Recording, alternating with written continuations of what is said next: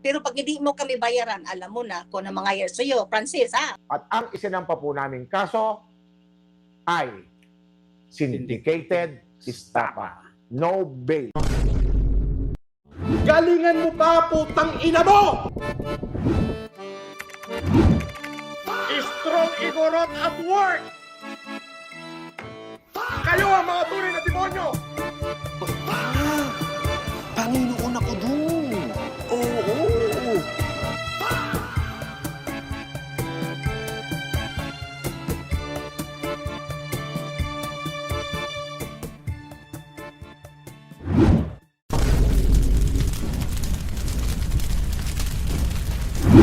Flashback.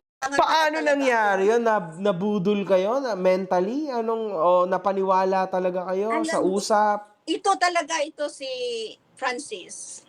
Napakagaling magsalita. In fact, yung asawa ko, nadala nga niya eh. Wow. Napaniwala ko rin ito kasi magsalita talagang magaling talaga siya para bang Totoong-totoo talaga. pero yung mga panahon na yun para talaga kaming na-hypnotize. Oh my God.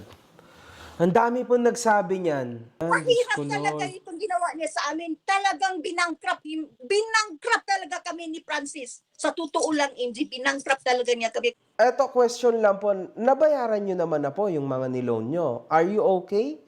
Quits na ba kayo sa bank or hindi pa rin? Struggle talaga. Kasi Hindi pa rin po tapos? I promise.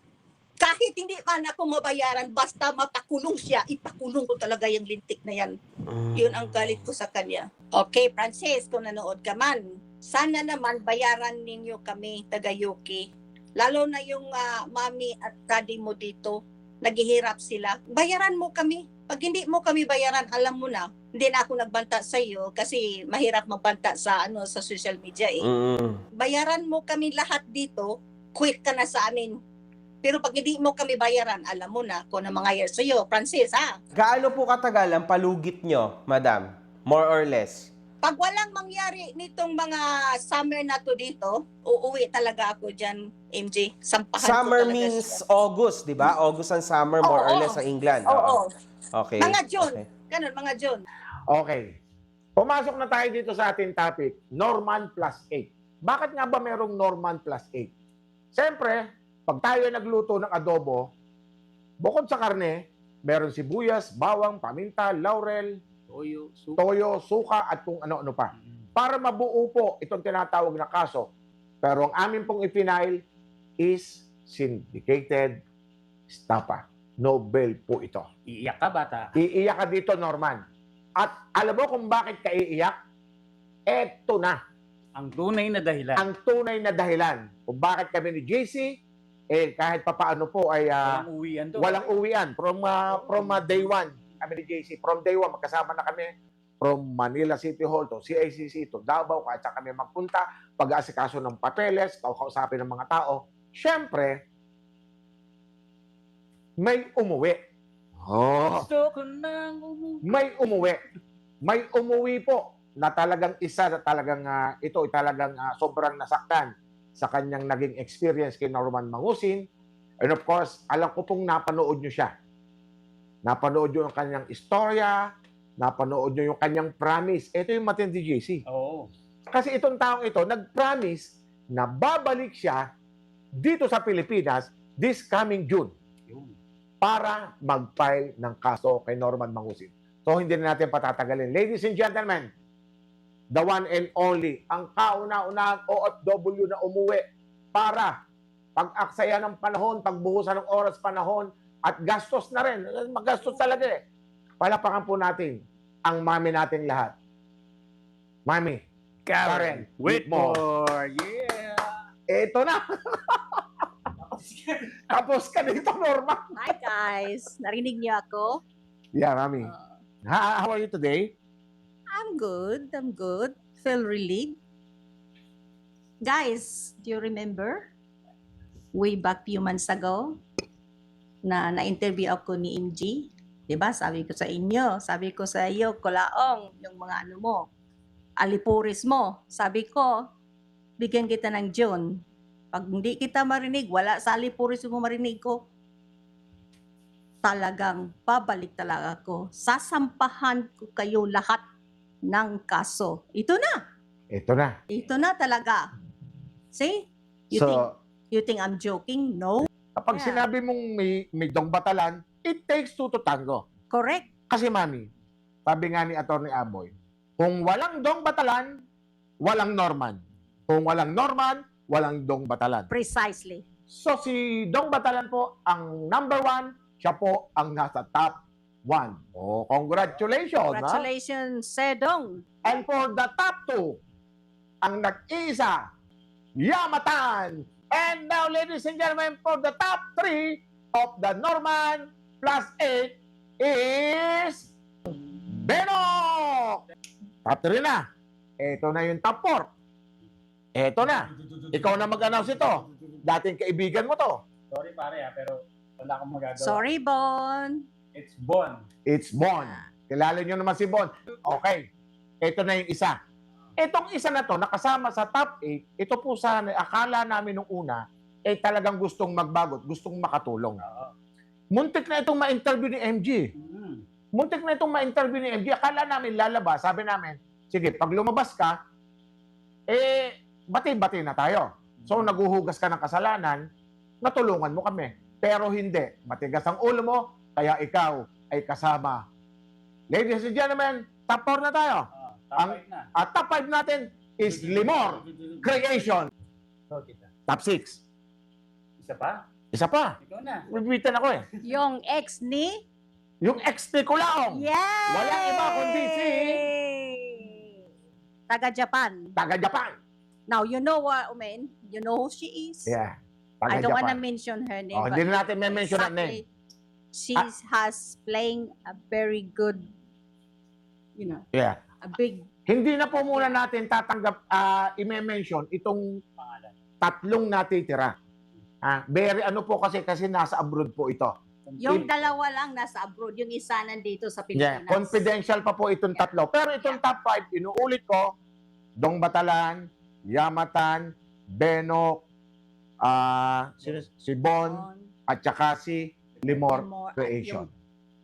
Yan. ex ni- Okay. So yun po, Kulaong. may Nasa tatlo Japan. pong natitira, hindi po muna natin i-mention itong tatlong tao na to. Sila po ay medyo nasa confidential pa. Confidential file pa sila. Yeah. At although kasama na naman sila, hindi lang po namin muna pwedeng sabihin sa inyo kung sino yung tatlo. Hindi lang si Mami ang nagsampa ng kaso, pati po ako nagsampa ng kaso. Ano lang, kasi may nagtatanong kung naisampa ko yung... Siyempre, naisampa ko po yung aking kaso. Pero yung akin, bailable. Kasi, kung natatandaan nyo, lalo-lalo na doon sa mga nagko-comment, Romy, dugas bigas, yung bigas pinagbili ko, ibinenta ko, dyan po siya may kaso. Kaya mag-ingat po doon sa mga nagsasabing Romy, dugas bigas, baka madamay kayo. Umiwas na kayo dyan. So may kaso na po si Norman para dyan sa paninira sa akin at pananakot sa akin, bailable yun sa akin. Tao mo daw siya. Paano yung naging tao? Isa lang siyang... Yung Romy Diaz. Oo, boss. Nung nagla-live ako noon, humingi yan ng 100 sakong bigas sa akin para daw doon sa mga kababayan niya sa Quezon. Pero ang balita ko, 10 sako yung ipinamigay niya ng tigi-tigi 1 kilo, yung 90 sako pinera niya. Ay, daking nga. Daking. Daking, ibig sabihin. Dakilang... Mandurukot. Mandurukot. Malupit yan, Okay, may nagtatanong dito, bakit daw hindi kasama si Casper? Okay, ganito po yan. Ang nakapile po kay Mami is yung mga nanloko sa kanya. Correct. Nanloko sa kanya about sa pera. Yes. Nung panahon pong yun, wala pa naman po dito si Casper. Correct. Wala pa si Casper. Kaya hindi po siya nakasama. At may nag-mention din dito, ang tungkol naman din yan kay... Kailan niyo kung sino? O si Mang Kanor, si Alex Pabela. Bakit daw hindi namin isama sa kaso si Alex Pabela? Actually, mga kasama, sabi ko nga, yung pong kaso na sinampa po namin, tungkol po ito sa pera, sa panloloko kay Mami Karen Whitmore. Wala naman tayong pwedeng ikaso tungkol sa panloloko ni Alex Pabela. Wala lang siyang ginagawa, kundi mang-asar din, suportahan kay Norman. Pero, ito po ang good news. Alex Pabela is siya po ang gumawa ng kanyang hukay. Alam niyo po kung bakit. May mga nakausap na po kami matataas na tao ng ating mga kapatid na Muslim. Sila na po ang bahala. Sila na po ang magtatrabaho ng legal. Legal po nilang gagawin para kay Alex Pabella. Ayos lang. Ang Arabo na pilitang kumain ng baboy ay walang ibang order. Kahit haram.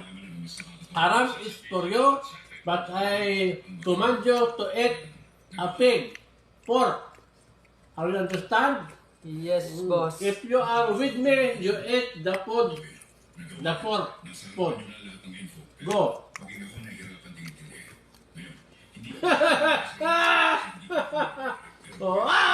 Ayos lang.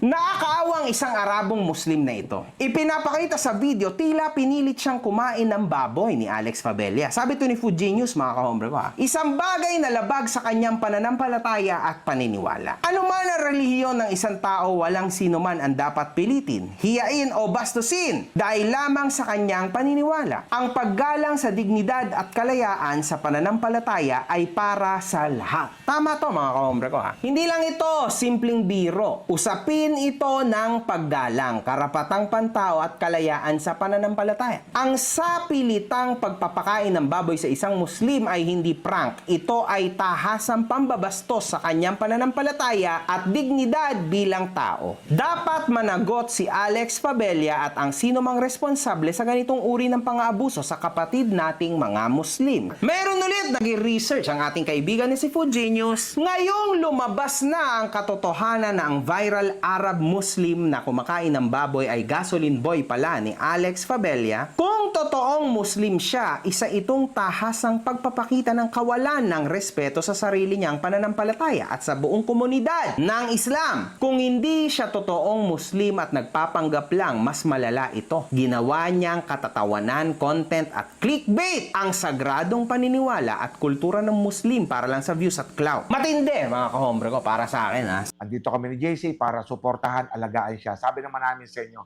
lahat po na gustong umuwi at gustong magpatulong sa amin, anytime po kami para sa katotohanan. Madadamay ang madadamay talaga sa lahat. Pati pa yung ano mo, yung ina ng anak mo, madadamay talaga. Nandito sa akin ang resibo eh. Damay sila lahat. Sila ni President Dong, ang pinakadulo nito, ito si Ipilim eh. Siya ang accountable sa lahat na nangyari. Yun. Oh, Francis, you are accountable sa lahat.